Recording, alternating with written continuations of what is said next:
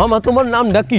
রাকিব হাসান। তুমি হিন্দু না মুসলমান? মুসলমান। আটটা মুট করো, তোমারে কয়টা কথা কইয়ে দিয়ে যামু। অবশ্যই। কথা কয়টা যদি সত্য হয় হাসা বলবা তো? অবশ্যই। মিথ্যা কইলেও কিন্তু আল্লাহর কাছে ঠেকা থাকবা। না, মিথ্যা বলবো না। তুমি যেই দল সাপোর্ট করো সেই দল 36 বছর পরে ওয়ার্ল্ড কাপ পাইছে, কথা ঠিক না বে ঠিক? ঠিক। রাগ করলা? না, রাগ করি না। তুমি যেই দল সাপোর্ট করো সেই দলে যে এই সেরা প্লেয়ার হয় সেই হাত দিয়ে একটা গোল দেয়, কথা ঠিক কিনা?